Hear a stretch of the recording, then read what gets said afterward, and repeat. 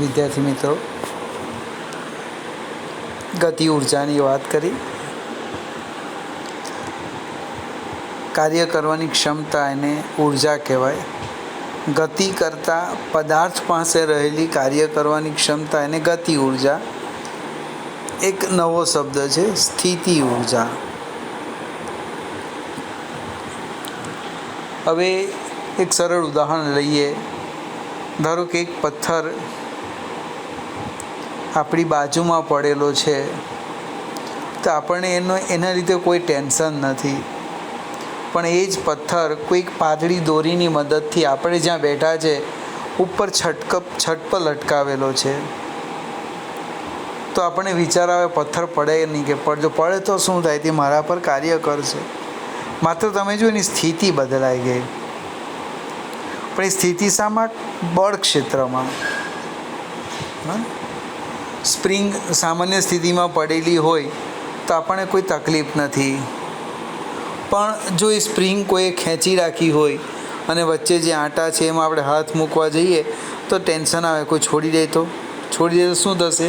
એ spring મારા આંગળી ઉપર કાર્ય કરશે. કહેવાનો અર્થ શું છે? સ્થિતિ ઉર્જાની જે વ્યાખ્યા છે એ સમજાવવા પ્રયત્ન કરું કે બળ ક્ષેત્રમાં પદાર્થની સ્થિતિ અનુસાર અથવા ગોઠવણીને અનુલક્ષીને રહેલી કાર્ય કરવાની ક્ષમતાને સ્થિતિ ઉર્જા કહે છે. ફરીથી, કોઈ બળ ક્ષેત્રમાં પદાર્થની પોતાની સ્થિતિ અનુસાર રહેલી કાર્ય કરવાની ક્ષમતાને સ્થિતિ ઉર્જા કહે છે. ધારો કે ગુરુત્વાકર્ષી ક્ષેત્ર ન લઈએ તો પથ્થર તમે જ્યાં પણ મૂકો ત્યાં સ્થિર જ રહેવાનો. એ ક્ષેત્રને કારણે નીચે આવવાનો છે. એટલે બળ ક્ષેત્ર. ગોઠવણી, સ્પ્રિંગની વાત કરી. તમે એને કેવી રીતના રાખેલી છે? ભાગને, તંત્રને ખેંચાયેલી અવસ્થામાં હોય તમે છોડી દો તો સ્પ્રિંગ 100% કાર્ય કરશે. દબાયેલી હોય અને તો છોડી દો તો પણ એ શું કરે? કાર્ય કરે છે. સેજ આપણે આગળ જઈએ. પૃથ્વીની સપાટીથી પૃથ્વીની ત્રિજ્યા જેટલી ઊંચાઈએ ગુરુત્વ પ્રવેગ આપણે કેવો રહે છે? અચળ લેવામાં આવે છે. હવે ધારો કે એક એમ દળનો પદાર્થ છે. સપોઝ આ પૃથ્વીની સપાટી લઈએ. આ એમ દળનો પદાર્થ છે, એને મારે અહીંયા લાવવું છે. અહીંયા મીન્સ આ h ઊંચાઈએ. તો એને આપણે વારંવાર રજૂઆત કરીએ કે તમે ઊંચાઈએ જાઓ, ઊંચાઈએ જાઓ, તો એ જવાનો નથી. પણ આપણે એને ઊંચકીને લઈ જવો પડે. હવે એમ દળના પદાર્થને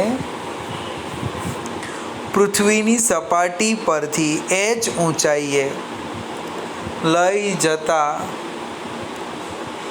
ગુરુત્વાકર્ષી બળ વિરુદ્ધ કરવા પડતું જે કાર્ય છે એ કેટલું? તો કે mgh.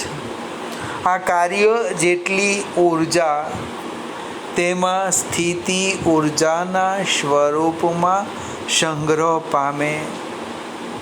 તમે h ઊંચાઈ પદાર્થને લઈ જાઓ અને છોડી દો, એની જાતે નીચે આવે. કેમ ભાઈ ના જાતે નીચે આવે? તો કે એની પાસે ઉર્જા છે.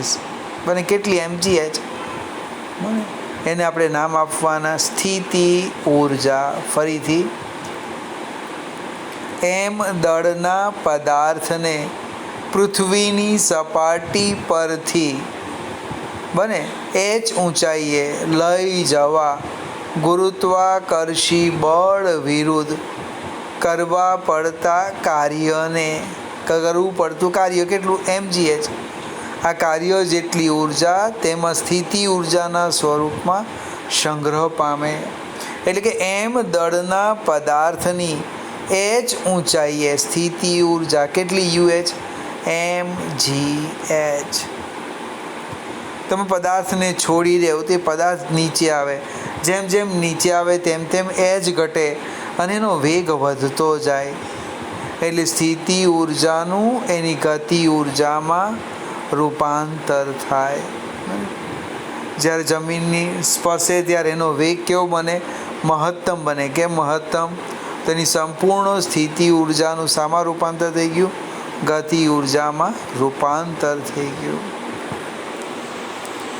પૃથ્વીની સપાટી પર જ્યારે પદાર્થ આવે ત્યારે ગુમાવેલી એની સ્થિતિ ઉર્જા અને પ્રાપ્ત કરેલી ગતિ ઉર્જા mgh બરાબર 1/2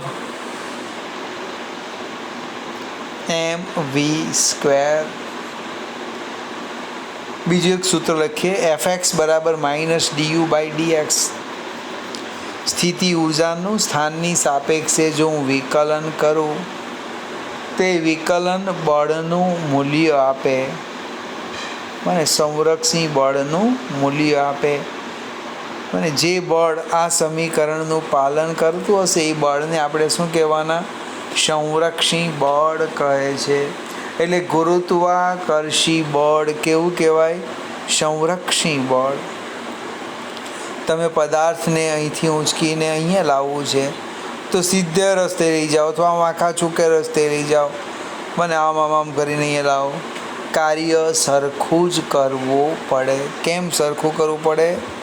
તો કાર્ય એ માર્ગ પર આધાર રાખતું નથી, માત્ર પ્રારંભિક અને અંતિમ સ્થાન પર આધાર રાખે છે.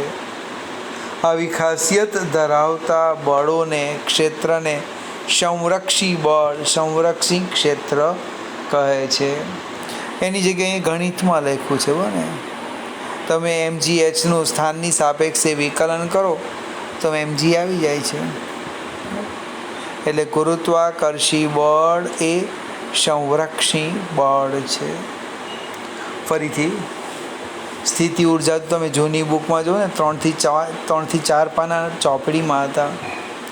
આ તો બહુ જ ટૂંકમાં તમને અહીંયા સમજાવી દીધું. યાંત્રિક ઉર્જાનું સંરક્ષણ અથવા યાંત્રિક ઉર્જા સંરક્ષણનો નિયમ. હવે પદાર્થ પર સંરક્ષી બળ F લગાડતા પદાર્થ બળની દિશામાં Δx જેટલું સ્થાનાંતર કરે છે. તો કાર્ય ઉર્જાનો પ્રમેય શું કે? Δk બરાબર WW એટલે Fx Δx. ફરીથી પદાર્થ પર F સંરક્ષી બળ લાગતા પદાર્થ બળની દિશામાં Δx જેટલું સ્થાનાંતર કરે છે. તો એની ગતિ ઉર્જામાં થતો ફેરફાર કેટલો? તો કે Δk બરાબર F Δx. સંરક્ષી બળ માટે હમણે જ લખ્યું, સ્થિતિ ઉર્જાનું સ્થાનની સાપેક્ષે વિકલનનું ઋણ મૂલ્ય સંરક્ષી બળ દર્શાવે છે. એટલે કે Fx બરાબર -du/dx. એટલે કે du મીન્સ Δu બરાબર Fx Δx. સમીકરણ 1 અને 2ની તમે જમણી બાજુ ચેક કરો, જો એક સરખી છે. આનો અર્થ શું થાય? જો સમીકરણ 1 અને 2 પરથી Δk બરાબર -Δu, માઇનસ આ બાજુ આવે એટલે પ્લસ થવાના. ડેલ્ટા બહાર કાઢ્યા તો શું થાય? કાઉન્સમાં જો k + u કાઉન્સ પૂરો =0. ફરીથી કાઉન્સમાં k + u ડેલ્ટા કાઉન્સમાં k + u =0. એટલે ગતિ ઉર્જા અને સ્થિતિ ઉર્જાનો ફેરફાર હંમેશા કેવો હોય? સરવાળો 0 હોય. ગતિ ઉર્જા વધશે તો સ્થિતિ ઉર્જા ઘટે, સ્થિતિ ઉર્જા વધે તો ગતિ ઉર્જા ઘટે, પણ બેનો ફેરફાર હંમેશા અચળ રહે છે. કોણે કીધું? તો કે ભાઈ અહીંયા ફેરફાર =0. એ ક્યારે 0 થાય? જ્યારે k + u અચળ હોય ત્યારે. k + u અચળ. જો અચળ હોય તેનો ફેરફાર હંમેશા કેટલો થાય? 0 થાય. એક સ્ટેપ આગળ જઈએ. k + u બરાબર અચળ, જેને નામ આપવાના આપણે યાંત્રિક ઉર્જા. સંરક્ષી બળની અસર હેઠળ અલગ કરેલા તંત્રની યાંત્રિક ઉર્જા અચળ રહે છે. ફરીથી એક નાનું સરખું ખૂબ અગત્યનું ઓબ્જેક્ટિવ આવી ગયું. યાંત્રિક ઉર્જા સંરક્ષણનો નિયમ. સંરક્ષી બળની અસર હેઠળ અલગ કરેલા તંત્રની યાંત્રિક ઉર્જા અચળ રહે છે. આ વિધાનને શું કહેવાય? યાંત્રિક ઉર્જા સંરક્ષણનો નિયમ કહે છે. ફરીથી આપણે ઉર્જાની વાત કરી. ગતિ ઉર્જા, સ્થિતિ ઉર્જા. સ્થિતિ ઉર્જામાં આપણે ગુરુત્વાકર્ષી બળની વાત કરી. બેનો જે સરવાળો લખ્યો કે પ્લસ યુ, એનું નામ આપ્યું યાંત્રિક ઉર્જા. બને અહીંયા આમ લખી દઉં, યાંત્રિક ઉર્જા. ફરીથી સંરક્ષી બળની અસર હેઠળ અલગ કરેલા તંત્રની યાંત્રિક ઉર્જા અચળ રહે છે. હવે સ્પ્રિંગમાં સંગ્રહ પામેલી સ્થિતિ ઉર્જા એની વાત કરીએ. સ્પ્રિંગ દરેક વિદ્યાર્થી મિત્રો જોઈ હશે, અહીં આકૃતિમાં પણ બતાવી છે. જે સ્પ્રિંગ છે કેવા પ્રકારની છે તેના 3 શબ્દો આપણે ઉપયોગ કરવાના. એક, એનું વજન લગભગ નહિવત, અવગણી શકાય તેટલું. બીજું, સ્થિતિ સ્થાપક. અને ત્રીજું, હુકના નિયમોનું પાલન કરતી. એટલે આપણે આકૃતિનું જો વર્ણન કરવું હોય તો શરૂઆત કરીએ. આકૃતિમાં શું દર્શાવેલ છે? તો કે આકૃતિમાં દર્શાવ્યા પ્રમાણે એક વજન વગરની અલ્પવિરામ સ્થિતિ સ્થાપક અને હુકના નિયમને અનુસરથી સ્પ્રિંગનો એક છેડો દ્રઢ આધાર સાથે જડિત છે અને બીજો છેડો સમક્ષિતિજ દિશામાં એમ દળના પદાર્થ સાથે જડેલો છે. હવે આ જે સ્પ્રિંગ છે એની લંબાઈમાં ફેરફાર કરીએ, એને ખેંચવામાં આવે અથવા એને દબાવવામાં આવે તો શું થાય? સ્થિતિ સ્થાપકતાના ગુણધર્મને કારણે તેની અંદર પુનઃસ્થાપક બળ ઉદ્ભવે છે. આ જે પુનઃસ્થાપક બળ છે અને લખ્યું છે, સ્પ્રિંગની લંબાઈમાં x જેટલો ફેરફાર એટલે વધારો કે ઘટાડો કરતા સ્પ્રિંગમાં પુનઃસ્થાપક બળ ઉદ્ભવે છે. આ પુનઃસ્થાપક બળ એ સ્પ્રિંગની લંબાઈમાં થતા ફેરફારના સમપ્રમાણમાં અને વિરુદ્ધ દિશામાં હોય છે. આ જે સમીકરણ લખ્યું Fs ચલે છે -x, એને આપણે કહેવાના હુકનો નિયમ. ફરીથી સ્પ્રિંગમાં ઉદ્ભવતું પુનઃસ્થાપક બળ.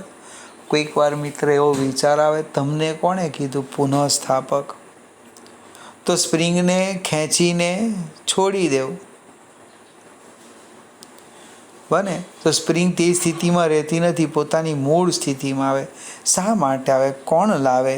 તો કે આ પુનઃસ્થાપક બળ. એટલે કે Fs ચલે છે -x, અચળાંક મૂકીએ Fx બરાબર -kx. કેનું નામ છે સ્પ્રિંગનો બળ અચળાંક અને કેનું નામ શું છે? સ્પ્રિંગનો બળ અચળાંક. ફરીથી અહીંયા આકૃતિનું વર્ણન લખ્યું છે.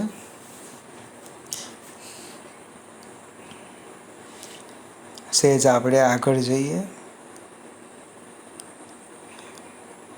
કે આમ લખાય,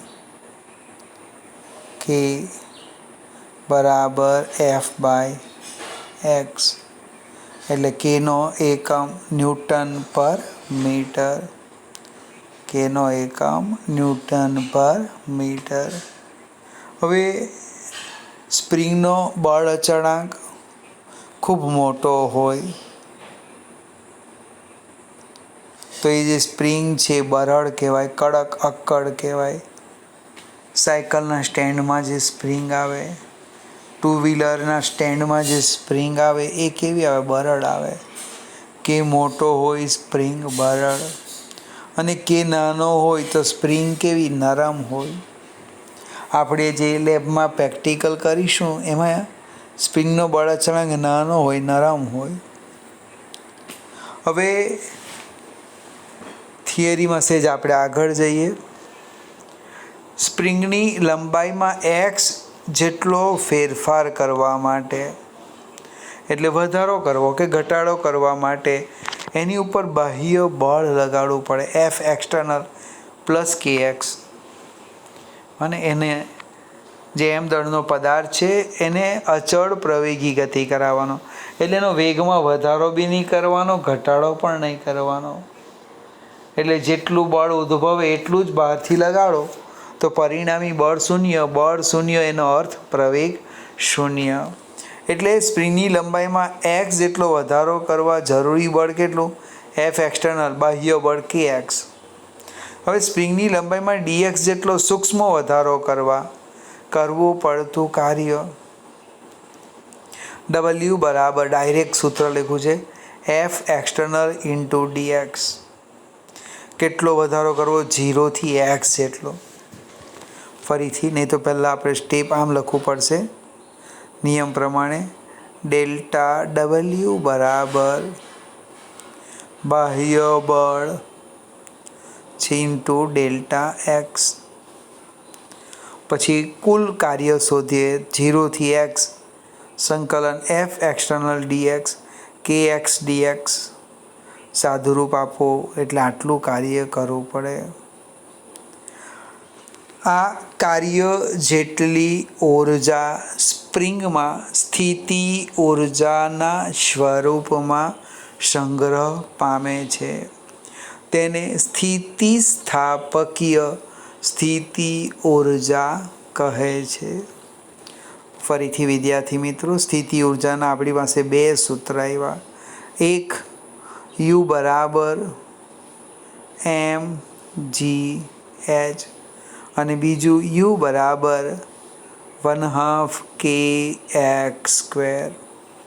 ફરીથી સ્થિતિ ઊર્જાના બે સૂત્ર, યુ બરાબર mgh અને બીજું છે યુ બરાબર 1/2 કે એક્સ સ્ક્વેર. આજે લગભગ સંપૂર્ણ સ્થિતિ ઊર્જા શીખવી દીધી. લાસ્ટ ટાઈમ આપણે ગતિ ઊર્જાની વાત કરી હતી, આજે આપણે સ્થિતિ ઊર્જાની વાત કરી. ફરીથી ગુરુત્વીય સ્થિતિ ઊર્જા યુ બરાબર mgh અને સ્પ્રિંગમાં સંગ્રહ પામેલી સ્થિતિ ઊર્જા યુ બરાબર 1/2 કે એક્સ સ્ક્વેર. બંને જ સૂત્ર અગત્યના છે, કામના છે.